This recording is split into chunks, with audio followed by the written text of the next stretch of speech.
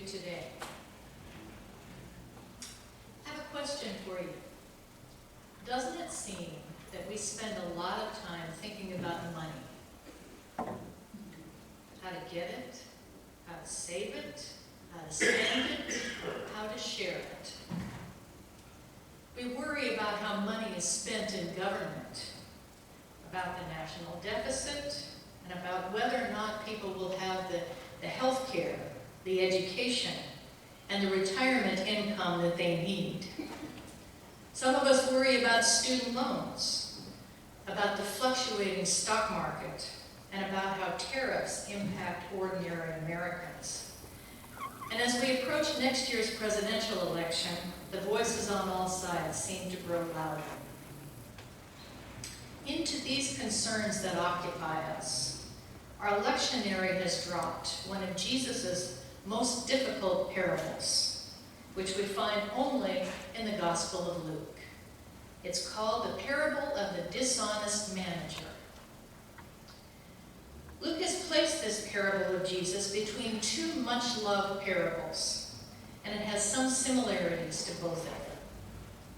Before it, we read the story of the prodigal son, which is the story of the grace that tells us so much about the God who welcomes us home and never stops loving us, even when we waste our lives or are jealous and critical of others.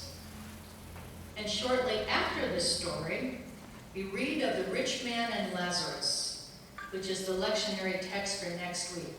Don't tell your pastor I'm borrowing it.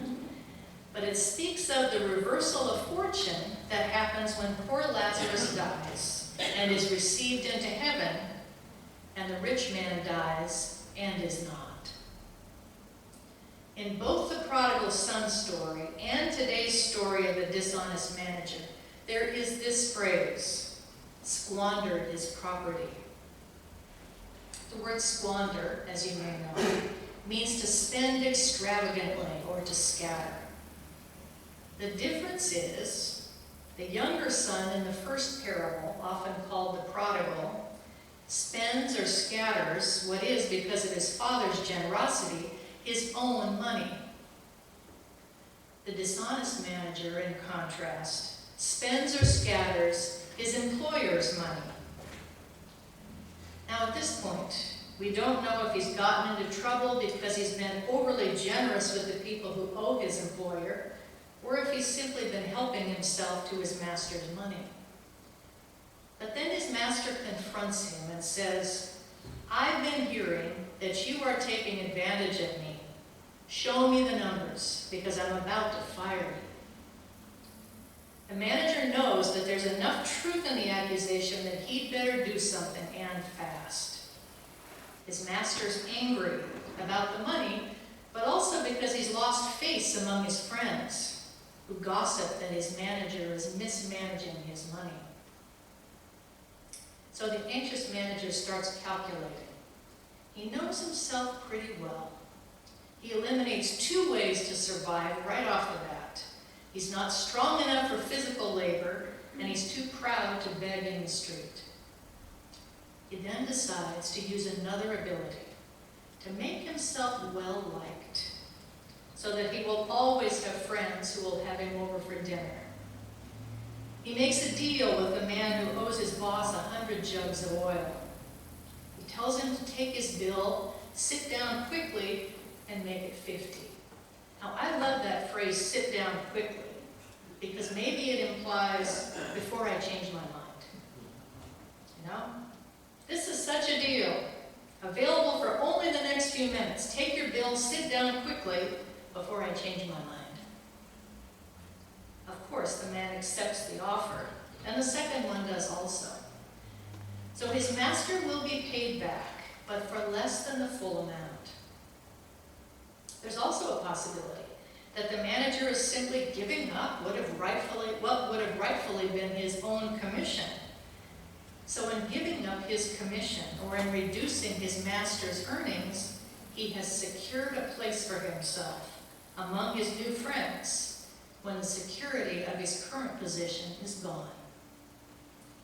This shrewd, calculating manager is no doubt patting himself on the back for his foresight. And then the master hears what he's done. The manager must be holding his breath, waiting for his master's reaction. But instead of firing the manager then and there and ruining this calculating man's name in the community, the master commends him. Because of the manager's calculations, he's not only endeared himself to those people who are in debt to his master, but he's also restored his master's good name in the community. A win-win for everyone involved, for the sacrifice of just a few dollars. The text says that the master commended his manager because he had acted shrewdly, because the children of this age or of this world are more shrewd in dealing with their own generation than are the children of light. This guy that he hired turned out to be a really sharp guy, much more like the master than he had thought before, a real chip off the old block. I have to share an image that popped into my head. For those of you who've ever seen the comedy troupe Monty Python's Flying Circus, I'm imagining Eric Idle doing his nerdy man of the world routine, saying, wink, wink, nudge, nudge. You're pretty shrewd like me, say no more, know what I mean? So, is the message pretty positive after all? Because the last sentence of the parable seems really confusing. Jesus says to the disciples, "And I tell you, make friends for yourselves by means of dishonest wealth, so that when it is gone, they may welcome you into the eternal homes." Is Jesus saying, be calculating like the dishonest manager? Make friends through dishonest wealth so you'll always have a place to go? Pretty weird, right? Well, here's one way to think about it. Not to steal any thunder from next week's text about the rich man and Lazarus, but for just a minute, let's think about what the dishonest manager does for his master's debtors that the rich man doesn't do for Lazarus. The manager gives money away, whether it's his own or his master's. He uses it to profit himself and other people. In other words, he isn't afraid to use it like a tool to get some result. And in helping people who are comparatively poor and in debt to his master, he makes for himself a place in the eternal home. In contrast, the rich man who never gave anything to Lazarus holds on to his money much too tightly. In the end, he's not welcomed into the eternal home that is heaven. So, this is a parable which is finally about money.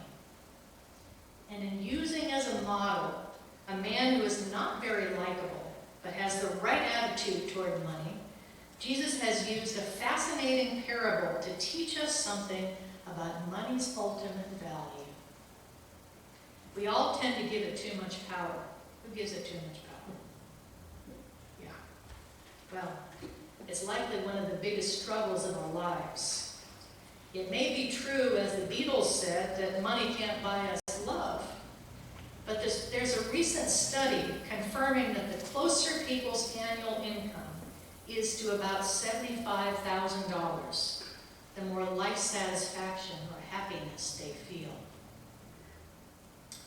I wonder if the real predictor of happiness is not how much money you actually have available, but whether or not you feel you have enough, coupled with the right attitude, which results in true riches. And is loving God and using money as a tool. Then, as Jesus says, we don't serve two masters. God is our master, and money is our tool. Money is something, and not someone.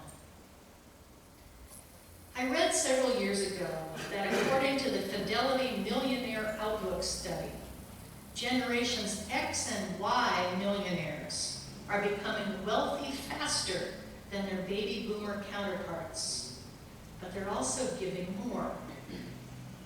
Millionaires in those younger generations give on average 54% $84,000 to charity a year, compared to baby boomers on the list, except maybe Bill Gates, I would guess, who give an average of $12,000 a year. From the vantage point of a baby boomer who is far from wealthy, I admire those younger generations. They have the right attitude. But it's sometimes not easy for many of us non-millionaires who are left with more month than money. We have needs for food and shelter. We are burdened by debts and obligations that call forth a financial response from us. We hoard it when we have it and feel anxious when we don't, even as Christians. But those who are shrewd, who play with the money that they have, or treat it as a valuable tool, but a tool nonetheless, those people can be real role models for us. Money's a gift from God, but it doesn't mean that we are blessed when we have it or cursed when we don't. We shouldn't measure success or the success of our communities or congregations by how much money we have. What we should remember is that it is meant to be shared. Money, like water, is meant to flow, which is the original meaning of currency, like a river current. It's also meant to bless ourselves and others in the giving. If Jesus is commending the dishonest manager's use of money, it might be because all of us should also use it to make friends, especially with those who have less. We are blessed when we do so. And when we make our way from this life into our eternal home, those with whom we have shared will be standing at the door like Lazarus to welcome us in. I'm reminded of the chorus of an old favorite Harry Chapin song, Let Time Go Lightly. It goes like this. I let time go lightly when I'm here with you. I let time go lightly when the day is through. I keep a watch on time when I have work to do, but I let time go lightly with you. It's possible to let money go lightly as well, so that it might bless us, both as we receive and as we give. And participating consciously in the blessings God gives us brings us and the world true riches.